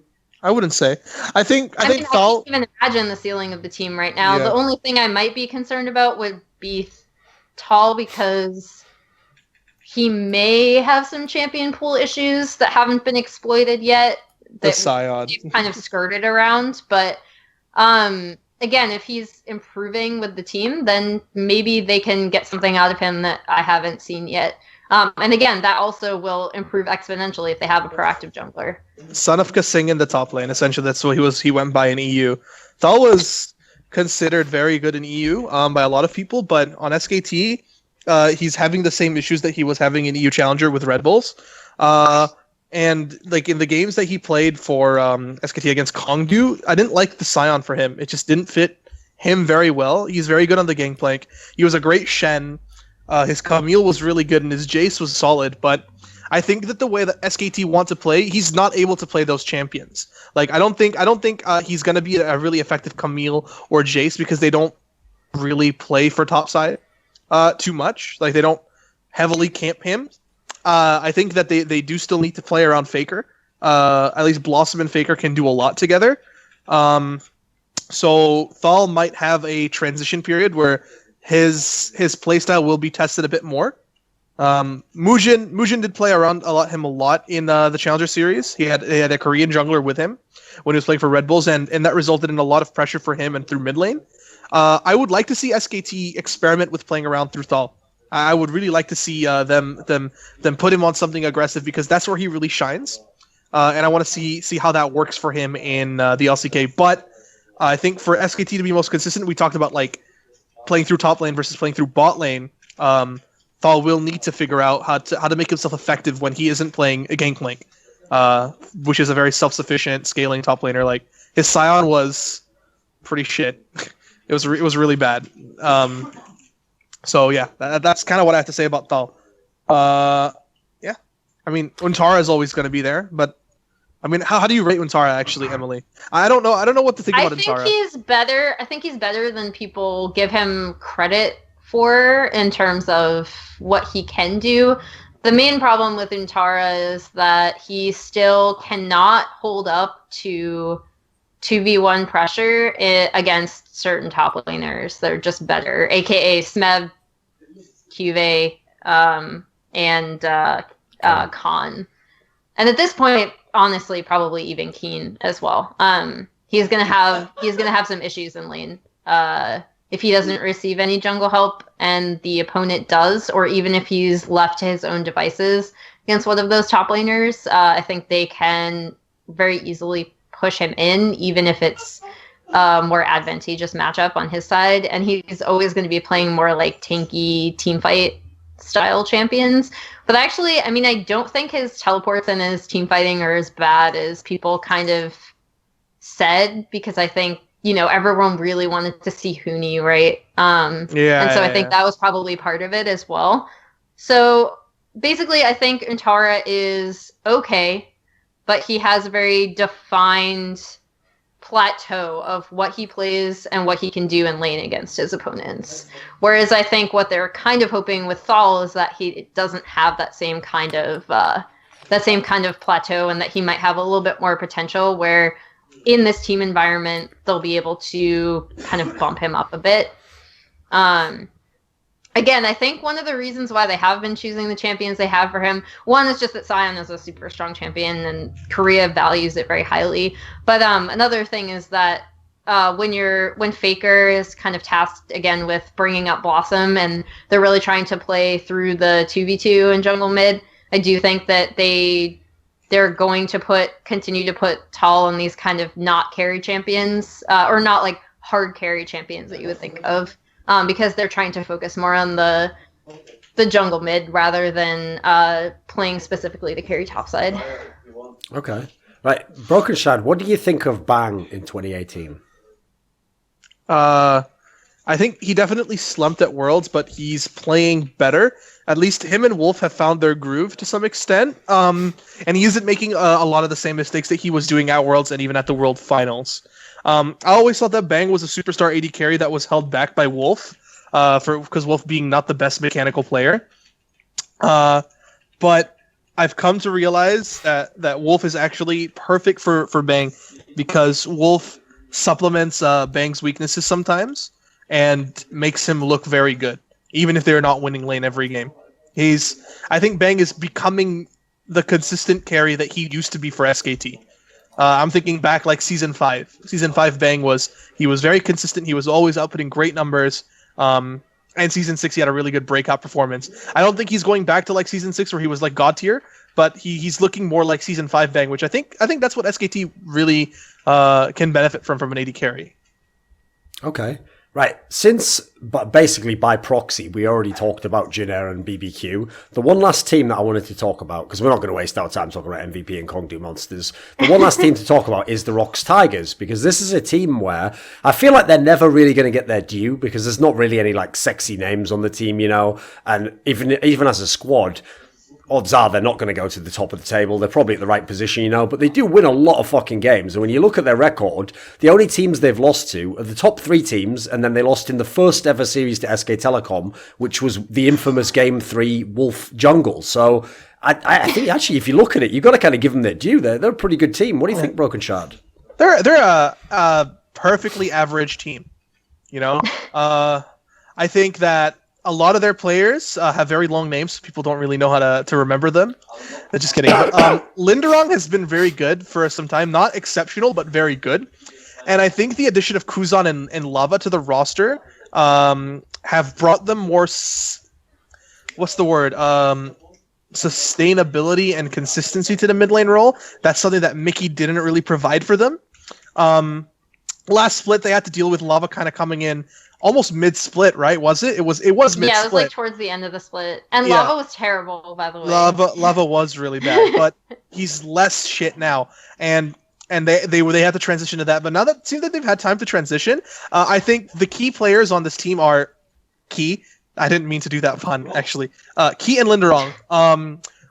With Songwon and Songyun being decent to good supplementary players. And the problem with ROX is that they do kind of have to rely almost solely on their teamwork to win games, because there's no one on this team besides perhaps Kuzan or Key that really strikes out as exceptionally talented. Yes. Yeah. They're good, and they are definitely better than some people think. But I think that there are some things that will prevent them from being a top team, because they do have to get over this individual skill gap that there is between them and, say, literally any top team. Yeah, I mean, if you compare KT and ROX, that bot lane gets smashed. That top lane probably does fine. That mid lane probably does fine, and then the jungle just gets smashed. So there is a problem there. Because, I mean, this is part of the problem in a way, right, Emily? It's like, on the one hand, you have to give them credit for a lot of things. They've done a lot of things well. They are a very good team. But they're the team where it seems the most obvious of that pack in the middle. Like, they really shouldn't be upsetting any of the top teams, right? It's hard to see who they'd beat. They have upset potential. So they had the one series with KT, which I think Sure. Yeah, I think the Tigers, you have to give them their due in Game 3 against KT, but Game 2 was definitely KT just being kind of dumb. Which, again, like, we've talked about this happens with KT in best of 3 series. The thing I do give ROX a lot of credit to, because at first I was very harsh on this team for not starting Kuzan, who is still, in my opinion, a better mechanical player than Lava is. However, they've come up with these really specific game plans for their team specifically that work. And again, like, so I realized that Echo was like an old counter to Azir, but I did not expect them to actually win that game against MVP. Even though technically they should be like the better team. I looked at this team composition and I was like, what are you even trying to do? But I do think that they set up a split push surprisingly well, which again speaks to their team communication. And that is kind of how they have to beat some of these top teams, because I actually value Songyun, I think, a lot more than Ram does. I think he can be a very good AD carry, especially when his team plays around him. I think some of his team fight positioning is very, very good. And also I think Seonghwan has improved, especially around playing topside, which is actually, this is another team that will play more around top lane than bot lane. But the problem, again, is that just like pound for pound, like the mechanical skill on this team is not as strong as even like Afrika, but then also obviously KT and Kingzone. So when you're looking at them, like they do, like I said previously when I was comparing them to KSV, they absolutely know who they are. And that's such a strength in League of Legends that I feel people undervalue a bit. But at the same time, that is also only going to take them so far unless, like, for example, say Linderong and Seonghwan continue to improve at the rate they have over the past year, which is actually quite significant. Then this team starts to push into that like elite territory, right? But until that happens, I don't see them finishing above fourth, just because I'm not really sure how they will manage to overwhelm like Kingzone, Afrika, or KT. And again, with this mid pack, you have KSV, who, if they do get their stuff together, they're a very good team. You have Jin, who is another team that arguably is very similar, where they know who they are and they know who they want to play around. But if they just get their mid lane problems fixed, I think that they have a stronger mechanical roster.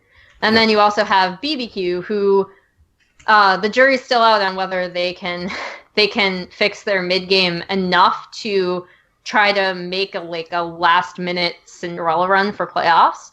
But it's certainly not out of the realm of possibility, given the talent on that team. So I think that's going to be kind of Rox's problem going forward, I guess, is just that they do really have to rely on strong preparation and strong communication in order to beat some of these teams that might be better on paper.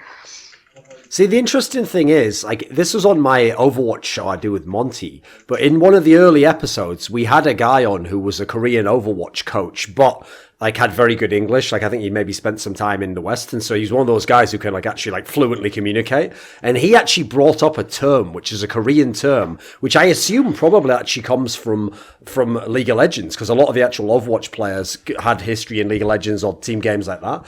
And it's a term that I've never heard anyone in the West use, but it was great. Like, the problem is I don't know if I'm remembering the word correctly, but I believe the word was color. Like, they use the term like team color to mean sort of like this concept. It's like a mixture of style, but then also sort of like how you value the balance of different aspects in your team. And the notion is, if you have a strong team color, then that's the team that, like, okay, in this example here, yeah, it doesn't mean that you are the best team and you can do everything, but you know how you can win and you know how you can lose. And those two factors are the basis of becoming at least a good team or being able to do things in the game. Because, I mean, to counter that, if you look in the past at teams like KT, they had all the star players to do it, but they had no understanding of what their team color was. You know, I get the sense you could have interviewed the KT team last year and got totally different answers from each player as to what was going wrong, what was going right. You know, they seemed like they had the disconnect was crazy. So I think it's a very key concept, and one that we've definitely over the years gotten to respect more and more. It's one of the reasons why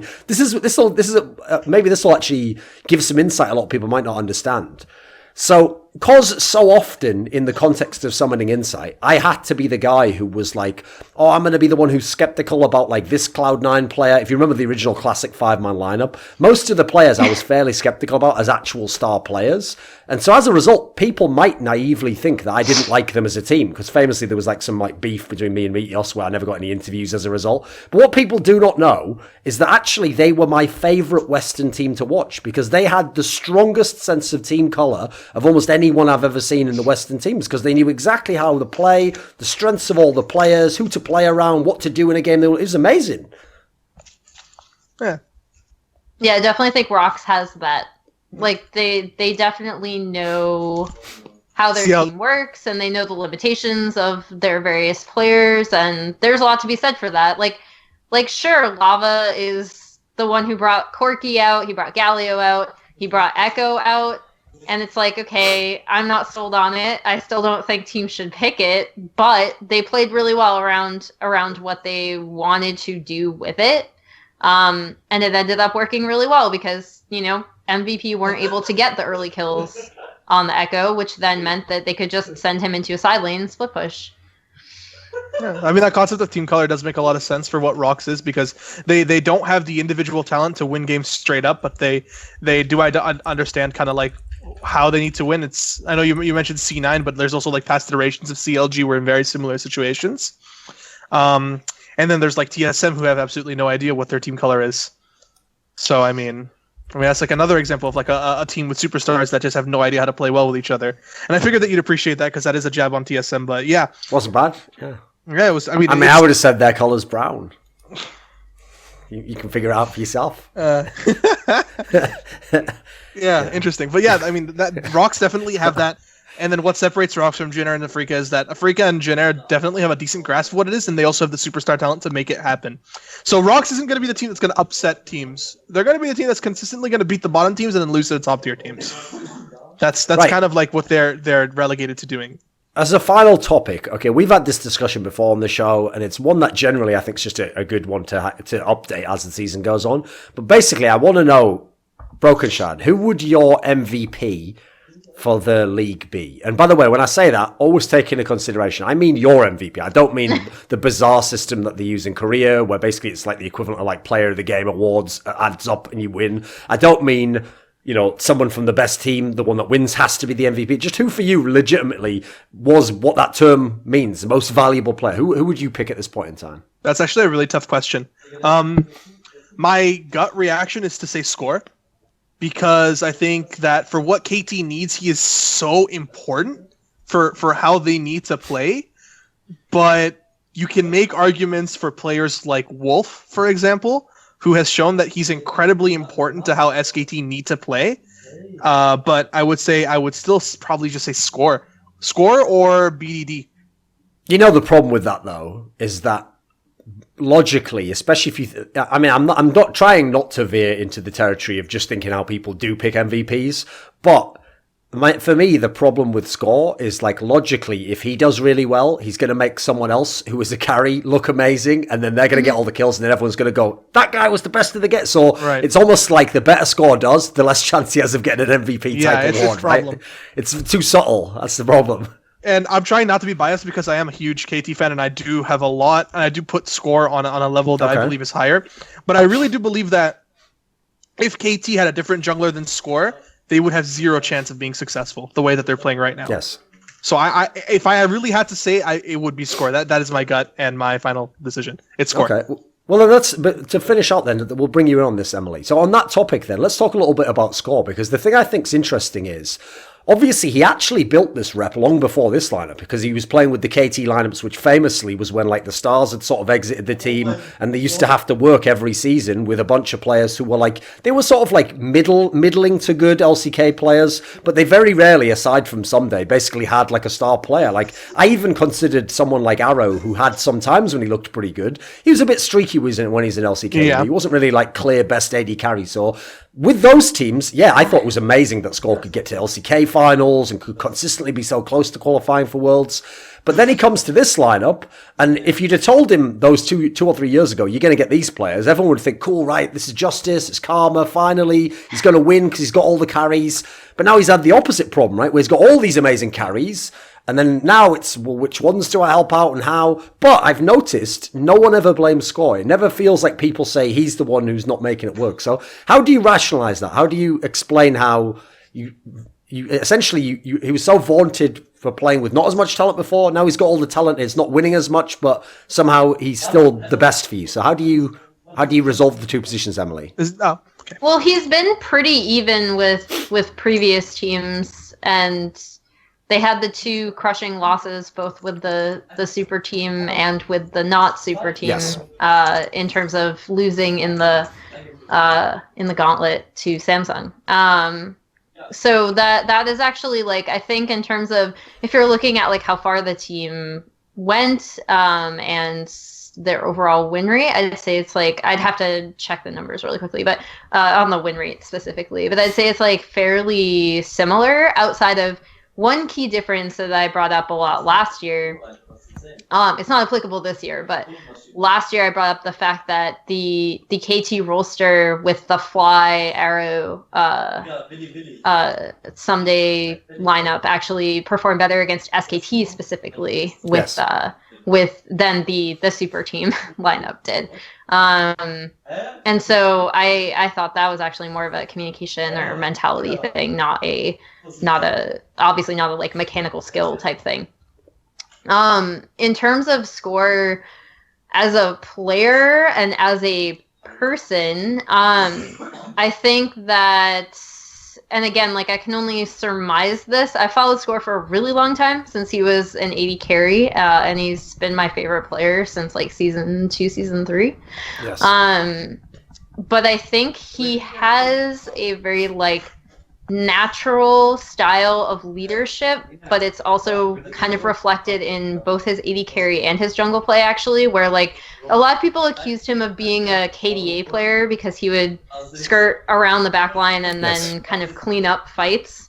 And then additionally, now that you see him as a jungler, to Ram's point, and especially if you look at his very early jungling when he was really trying to learn the position and didn't have a lot of help, and all of his lanes were losing.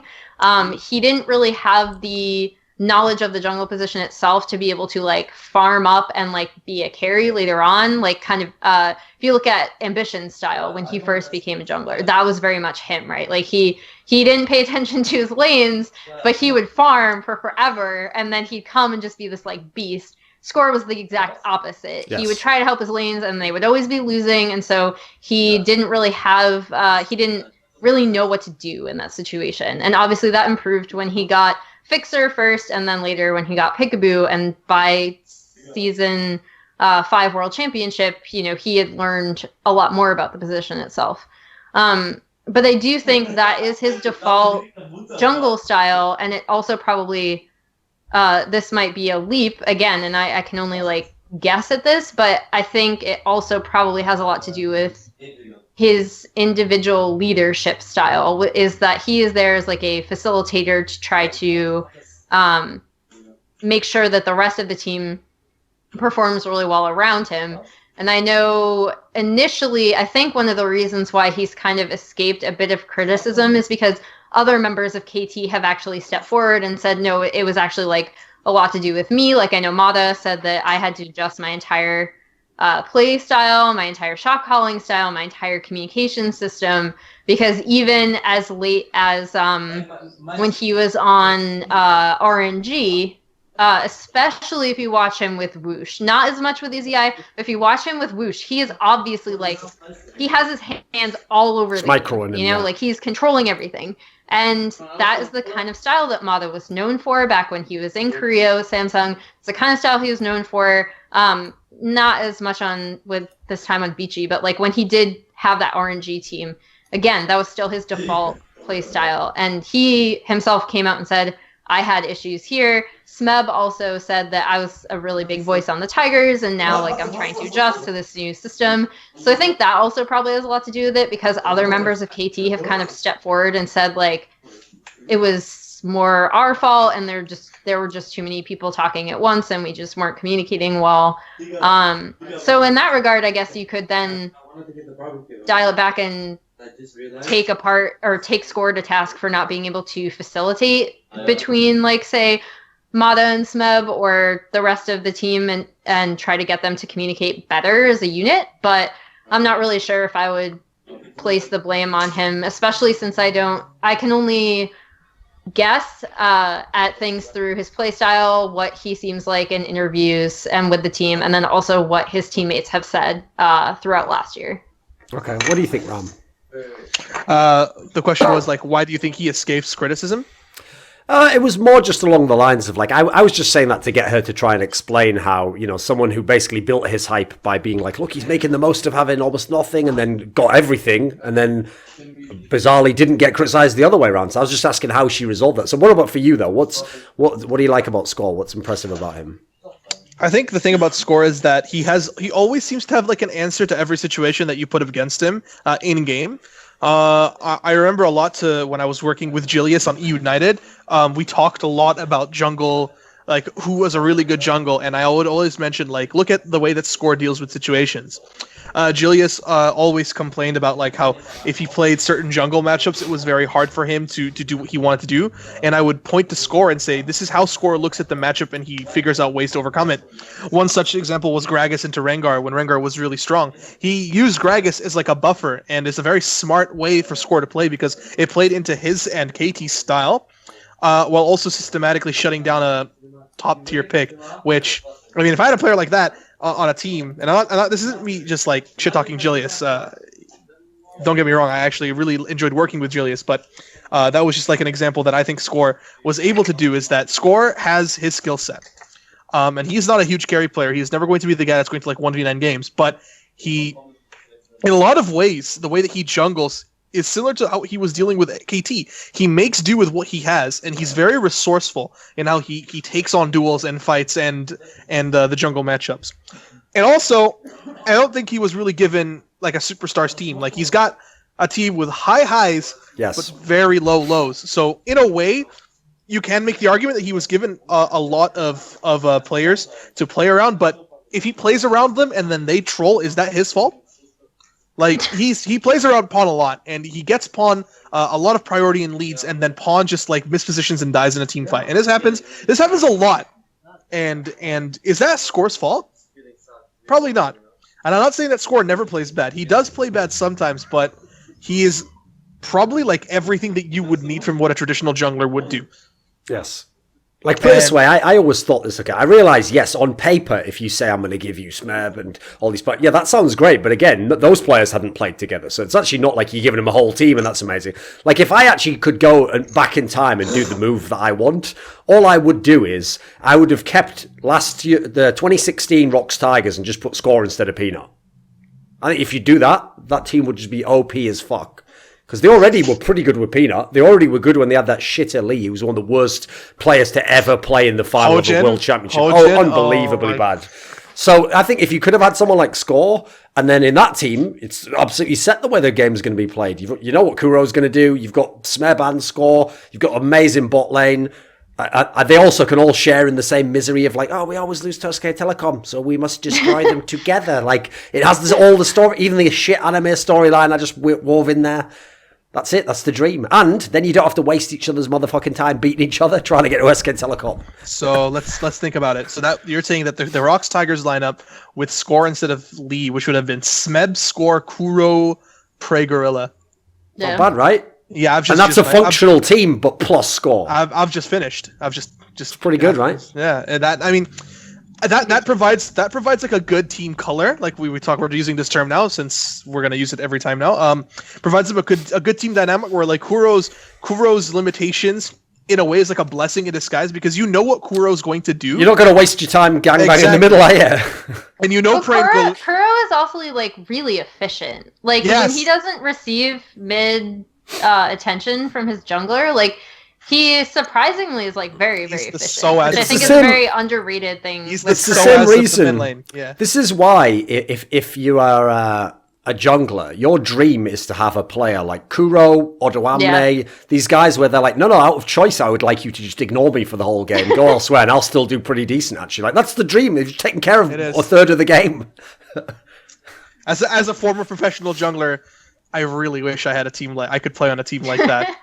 Unfortunately, I was always on last place teams, but I was pretty bad myself, so it's not only that fault. But yeah, that provides them a pretty good distinct playstyle where that could have been a slightly different version of what Kingzone is now, where they would play through top.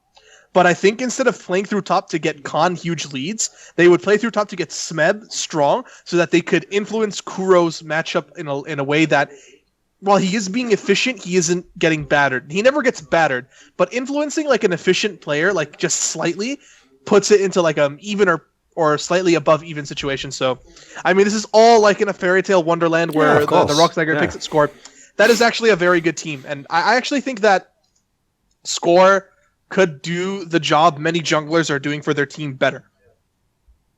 Like Score would be an upgrade for Kingzone, even though Peanut is doing well. Here's the funny thing. I guess this is the way I can flip it. That does actually justify not really criticizing Score. Put it this way, okay? Let's go in reverse. What jungler could you put into the same exact KT roster lineup now that would be better than him? That's the thing. I can't think of anyone. I can't actually think of any current Korean jungler. Which, if anything, tells you that he's not the flaw and that the team would be extremely flawed and probably worse otherwise. Because what people always forget about KT is, yes, funny, it's the reverse of what I was saying about the carry players before, where you remember the carry performance. With KT, because the hype is so big, you only remember the really bad games and you think, fuck, if they're going to do that, how are they ever going to win? But what you forget is, to have those eternal heartbreaks, they have to have 75% win rate permanently for 2 years or something mental, so he's obviously, that's not happening all the time. I'm definitely guilty of that, but you have to admit that KT have had some incredibly dominant games where they just straight up roll over their opponent. Yeah. So yeah, I mean that's actually a good point. I'm trying to find a way to argue Peanut, but I don't see it. I actually don't think there's anyone that could actually replace Score. The thing with Peanut is I could see a world in which when they have those amazing, the problem is not entirely, but obviously in a different way, you would snowball the fuck out the game.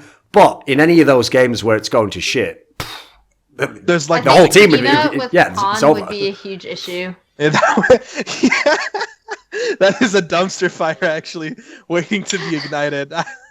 I mean, if there was any other jungler, it would have to be matching fire with fire. Score is the temperament to the fire that is KT Rolster's lanes. But the other way to do that is there's no ice in LCK besides Score. Score is the best at what he does, and there isn't anyone close. The only other argument is that you put Peanut in and you just say, this team just goes forward. Yes. And if they're not going forward, it's over. You just dropped all pushing lanes and a strong jungler. Yeah. If you lose in 15 minutes in, last season anyway. It's game 2, isn't it? So there's that would be Score's a god. I think we can just end on that. This video was supported by Dean Tanglis, Michael Allaire, Andreas Westerlund, Alex Adams, Gman, Twch, Jerky's Minion, Anthony, TGreb, Jake Petrucci, Yordan Tsenkov, Daniel Yordanov. Want to get exclusive teasers for my upcoming work? Submit questions for me or make suggestions for my content? Become a part of the ever-growing Scrilluminati via Patreon link in the description box below.